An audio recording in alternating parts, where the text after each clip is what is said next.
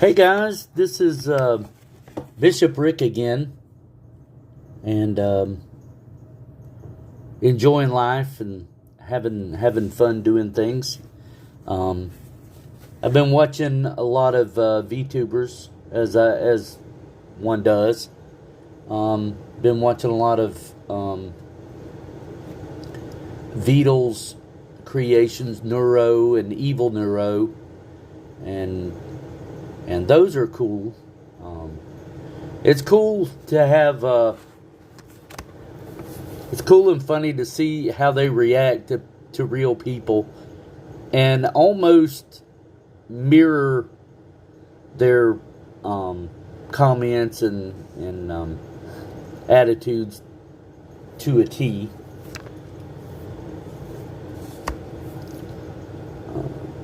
Veedle will get on to Neuro about something, and she'll go, "Oh," and then seem to repeat it or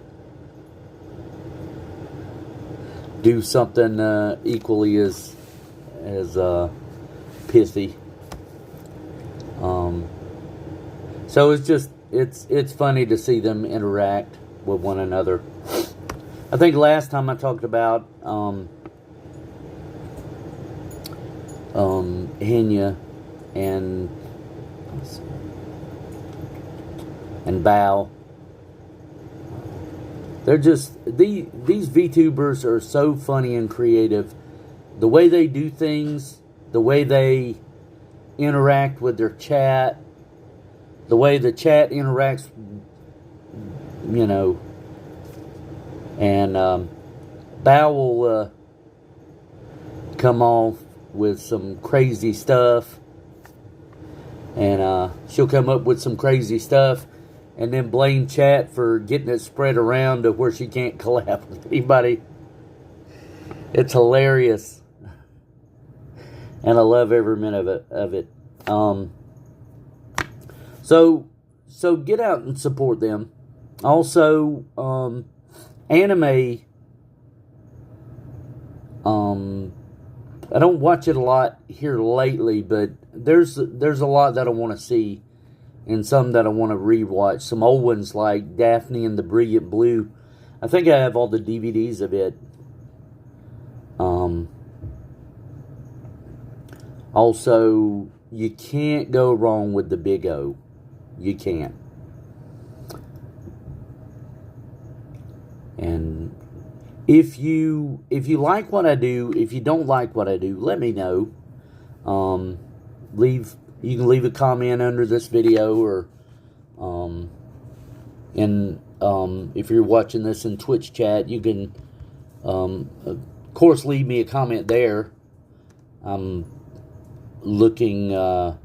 currently looking at chat, which is I've left one comment, and then my Prism Studio leaves a comment, so tell you that I'm on the air. But other than that, just let me know how you like things, what I could do differently, because I would love to do different stuff. I just right now it's I'm kind of doing the stuff that I can do. My $89 computer sucks,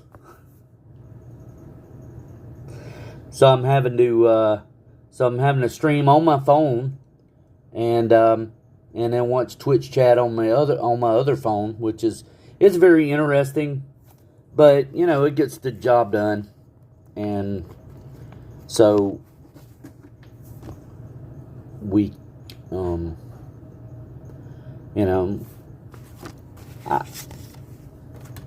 I guess I will at some point spend some money on some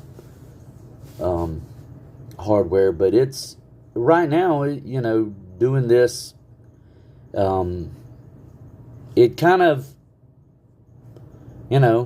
works, and for now, I've got a microphone that I could hook to my computer, but once again, my computer is, it won't even let me on the internet. So we'll we'll do some things. We'll do some different things. I really love these old books, and I bought 2 more at the library today, 2 different ones. And I could read them, I guess, on stream. I just kind of hate to get that deep into something, but if you like this, if you like doing things like this, let me know, and or we might do something different. Anyway, let's get back into the prophet. I think we left off. We were about to get into on houses.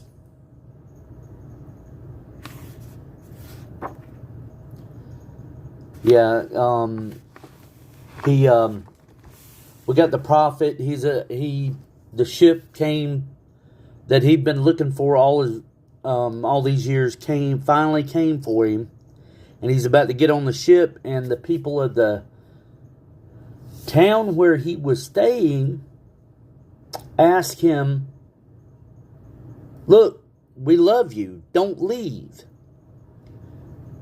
But if you do leave us your wisdom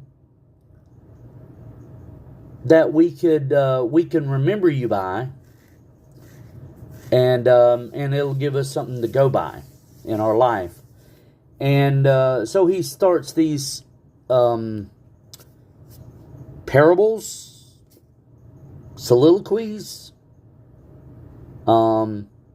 It kind of looks like he's just answering questions, but it could be, I'm not sure what the English literature term would be for it, but yeah, something like that.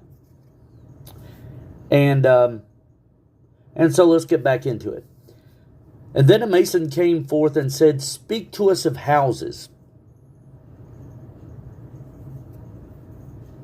And he answered and said, 'Build of your imaginings a bower in the wilderness, ere you build a house within the city walls,' or before. 'For even as you have homecomings in your twilight, so has the wonder in you, the ever distant and alone. Your house is your larger body. It grows in the sun and sleeps in the stillness of the night. And it is not dreamless.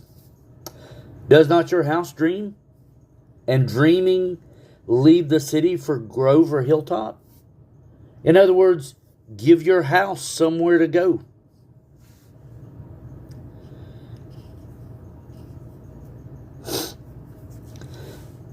Would that I could gather your houses into my hand, and like a sower scatter them in forest and meadow.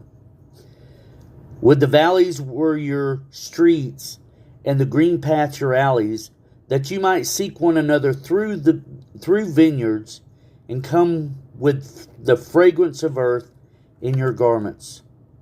But these things are not yet to be.'"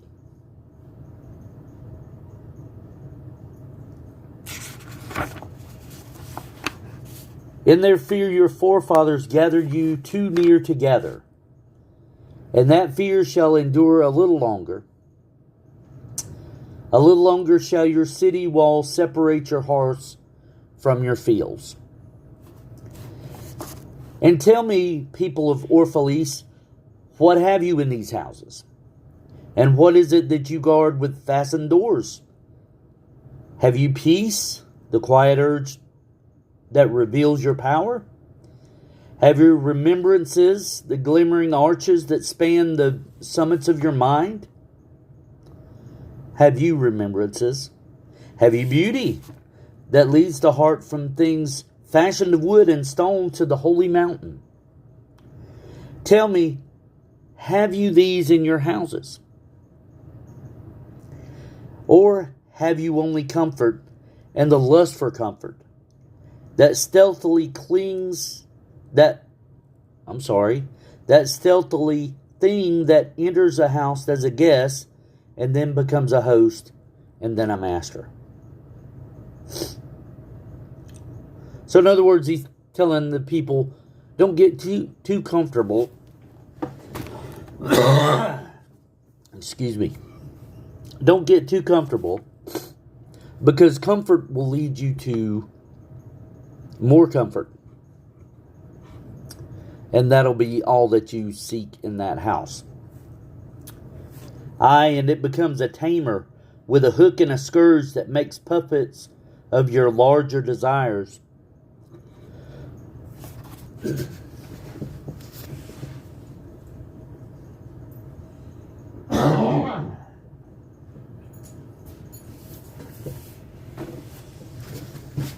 Excuse me.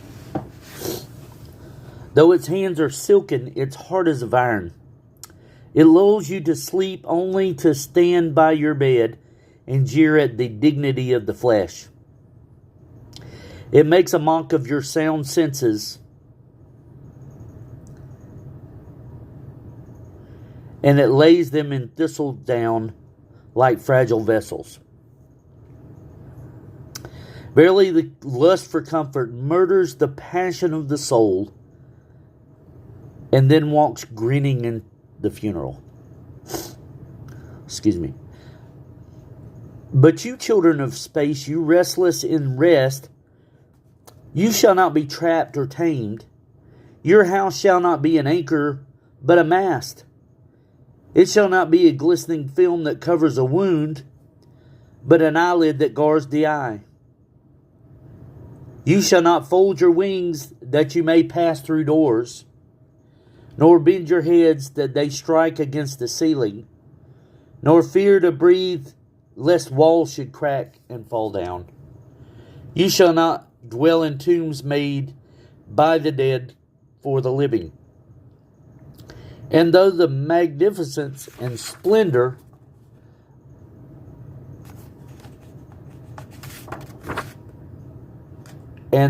of magnificence and splendor, my ADHD again, your house shall not hold your secret, nor shelter your longing. For that which is boundless in you abides in the mansion of the sky, whose door is the morning mist, and whose windows are the songs and the silences of night.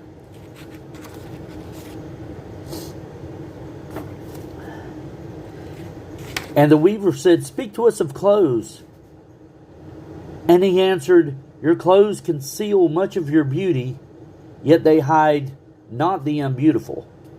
And though you seek in garments the freedom of privacy, you may find in them a harness and a chain. Would that you could meet the sun and the wind with more of your skin and less of your raiment. For the breath of life is in the sunlight, and the hand of life is in the wind. Some of you say, It is the north wind who has woven the clothes we wear. And I say, it was the north wind. But shame was his loom, and the softening of the sinews was his thread. And when his work was done, he laughed in the forest. Forget not that modesty is for a shield against the eye of the unclean. And when the unclean shall be no more, what were modesty but a fetter and a fouling of the mind? And forget not that the earth delights to feel your bare feet, and the winds long to play with your hair. In other words, he was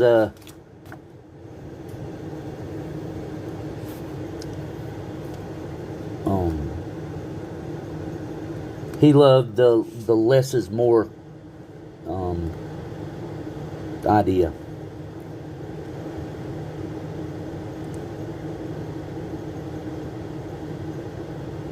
And the merchant said, Speak to us of buying and selling. And he answered and said, To you the earth yields her fruit, and you shall not want it, and you shall not want, if you but know how to fill your hands. It is in exchanging the gifts of the earth that you shall find abundance and be satisfied. Yet unless the exchange be in love and kindly justice, It will but lead some to greed and others to hunger. Excuse me. When in the marketplace, you toilers of the sea and fields and vineyards meet the weavers and the potters and the gatherers of spices. Invoke then the master spirit of the earth to come into your midst and satisfy the scales and the reckoning that weighs value against value. And suffer not the barren-handed to take part in your transactions, who would sell their words for your labor.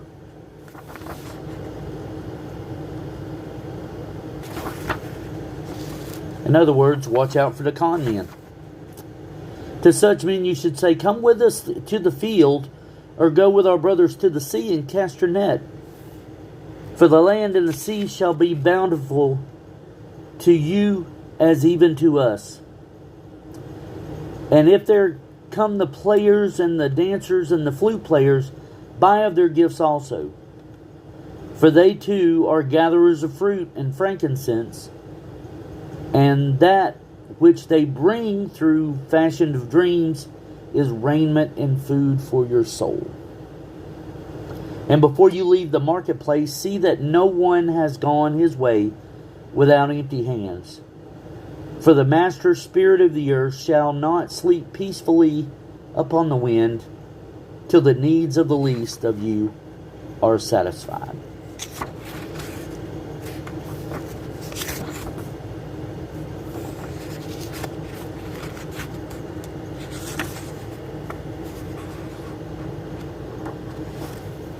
This looks like a very good place to stop right here. Looks like we're gonna, the next thing is on judges and law. So it kind of looks like it's a it's another section on crime and punishment, on laws, on freedom, on reason and passion. Those could go together, it would seem like. And so we'll pick that up at that point, or next time. Like I said, like and subscribe if you like my content, and leave me a comment. Let me know what you think about what I do, and what we could talk about in the future, what we could do in the future, and those kind of things. I enjoy hearing them, and I enjoy getting those kinds of feedback. But other than that, I'm on YouTube at BishopRick VT, and you can follow me on there and watch my VODs. Apparently, except the one I did last night, which suddenly evaporated from my phone for some reason. But I'll try not to do that again. Listen, I love to do this, and I love the people watching and listening to me, and we'll try to go up from here. And y'all have a really good day and night and week, and I will talk to you later. Thanks for listening. Goodbye.